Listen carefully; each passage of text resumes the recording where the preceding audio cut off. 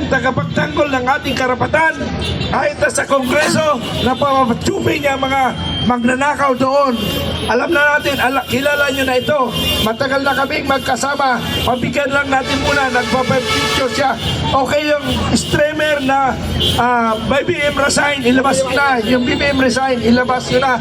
BBM resign. Okay, tawagan na po natin si Professor Malo Tikia. Palakpakan po natin!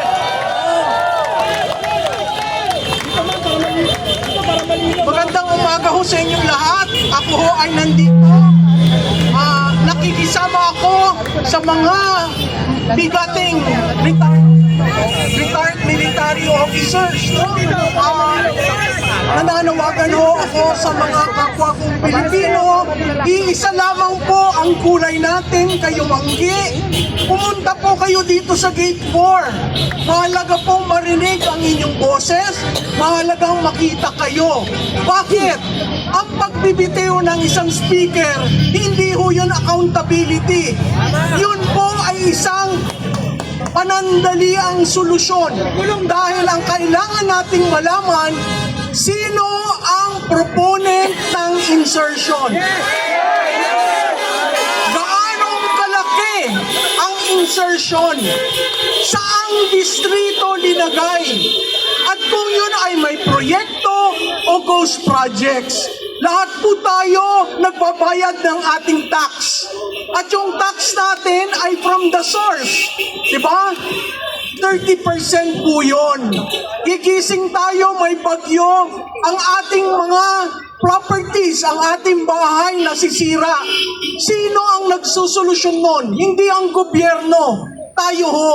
Ano ho yung ating itinulong na buwis? Para lamang nating malaman na ninakaw pala.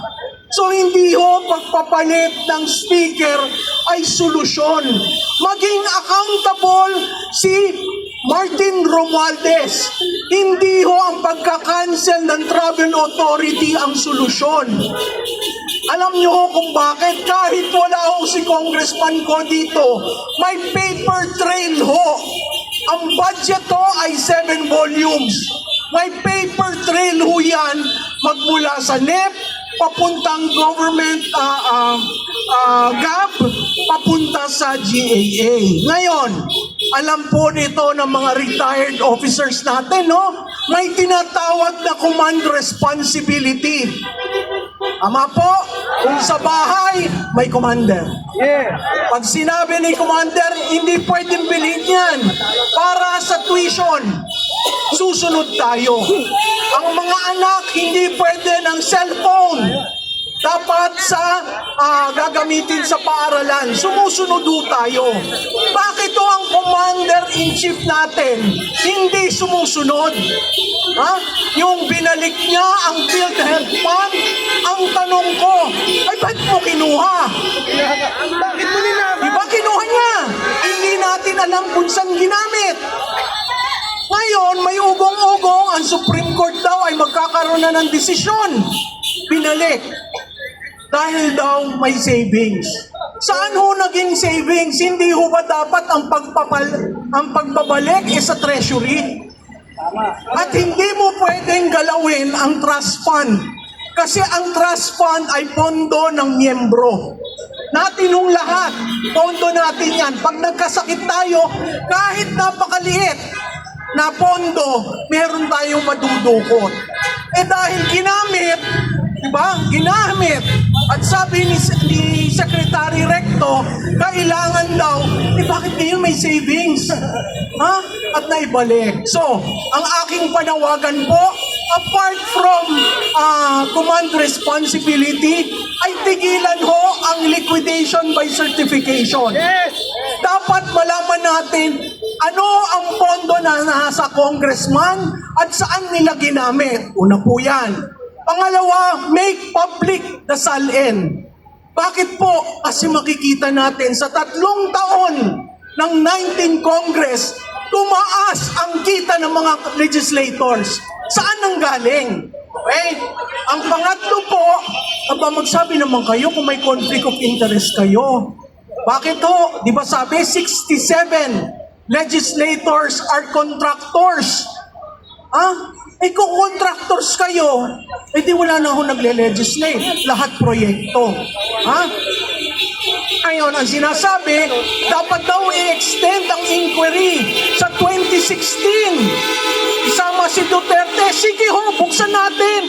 Magbukas ho tayo ng libro nang makita natin kung sino ang kasukasuka ng paggamit ng pondo ng bayan. Hindi ho natutulog ang taong bayan. Ising ho. Kaya yung nakikita natin mga posters, ang posters yung nakalagay issue-based. Saan kinuha ang pondo, saan ginamit. Ang mahirap po dyan, yung foreign assisted project, yung counterpart, pag tayo umutang sa ADB, sa Japan, etc. Ang counterpart to, inalis nila. Linagay nila sa unprogrammed fund. Anong ibig sabihin nun? Abay, may agreement na ho tayo. Linagay sa unprogrammed fund. From the unprogrammed fund, ginamit para sa infrastructure. Hindi lamang po flood control. Ang sabi, iilan lang daw yan. Di ba ho, sino ho ba nag-announce na may 5,500 flood control fund? Hindi ho ba ang Pangulo? Noong second zona niya? Okay. Siya ang malaki na natapos. Ay bakit pagkatapos ng isang taon, nawala? At bakit all of a sudden, ang sinasabi, 15 contractors lamang. Pag tinignan nyo ang isumbong sa Pangulo, nakafix lamang sa ilang kontratista. Tama po si Manong Chavit. Tingnan nyo ang Ilocos Norte. Kasi yun ho ang napakahalaga. Kung titingnan nyo ang bawat lugar, Ilocos Norte, isama nyo na ang Davao City, isama nyo ang Leyte, isama nyo ang Sorsogon. Yun ang patas. Okay na ho, huwag nyo na akong paloko. Sanay naman ho tayo sa... So, ang napakahalaga ho niyan, patas lamang ang laban. Walang agrabyaduhan. Inagrabyado niya si Juan de la Cruz eh. Bakit hindi maging patas ang gobyerno para makita natin sino ba talaga ang para sa atin, sino ang nagsisinungaling at sino ang nagnakaw? At napakahalaga ho yung BIR. Ako ho ay may letter of audit, personal. At ang kumpanya ko binigyan din ng letter of audit. Anong ibig sabihin yan? Hinaharas na ho ako. Kasi kritiko ako. Hindi ho ako kritiko ng administrasyon. Mahal ko lamang ang Pilipinas. Mahal ho natin ang Pilipinas. At kaya tayo nagkri-criticize dahil gusto natin maayos ang Pilipinas. Iisa lamang po ang ating bansa. Hindi naman ho ako nag-OFW, bumalik ho ako dito sa kagustuhan ko makatulong sa bansa ko. Pero, ang nagtitinda ng pomelo sa Davao City, may LOA, may letter of audit, seriously? Ilan sa mga negosyanteng maliliit, medium scale, sa Davao City ang binigyan ng LOA. Nakaka-receive rin ho ako ng mga messages sa ilang maliliit na negosyante. May LOA sila. Ang tanong ko kay BIR Lumagi, bakit hindi nyo bigyan ng LOA ang mga kontratista? Bakit hindi nyo bigyan ng LOA ang mga congressman? Pag pumunta kayo sa parking ng House of Representatives, anong uri ng mga sasakyan na nakikita nyo? Wala na hong frugality. Hindi na ho nagtitipid. Mayabang ho silang pinapakita sa taong bayan ang yaman nila. Ikaw ba naman magkakaroon ka ng 6 na bahay sa Forbes Park? 12 ba, ma'am? Diba? Ang tanong natin, wala na bang hangganan? Ganun na lamang ba kayong katakaw na hindi nyo intindihin ang ordinaryong tao? So, ako po ay sumasama dito in solidarity. Meron pong ilan sa mga opisyal, retired officers na nakilala ko, nakita ko ang pagmamahal nila sa bansa. No?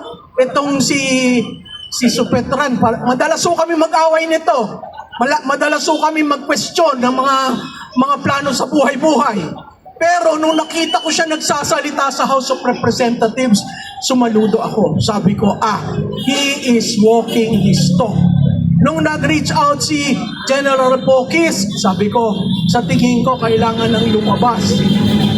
Nung si Orlando De Leon, sabi ko, taga Bicol ito. Sabi ko, nagulat ako na andyan. So ako'y nagpapasalamat sa kanila kasi ang lakas ng ating puwersa ay galing sa kanila. Sila ang nagpapatibay na kaya natin kumilos. Si General Paul Sumayo, isa ko rin niyang kaibigan, tahimik lang, nagmamatsyag, pero nakita ko siya dito.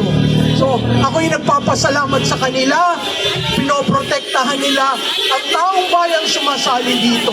So, doon sa nakikinig at nanonood, pumunta na po kayo dito sa Gate 4. Marami pong general na nasa loob na sumasama sa atin. Pumunta po kayo dito, magpakita kayo. Tama na po ang sa Facebook o sa online. Ang kailangan, nakikita tayo tao-tao. Marami pong salamat sa inyong lahat. Mabuhay ang Pilipino! Mabuhay ang Pilipinas!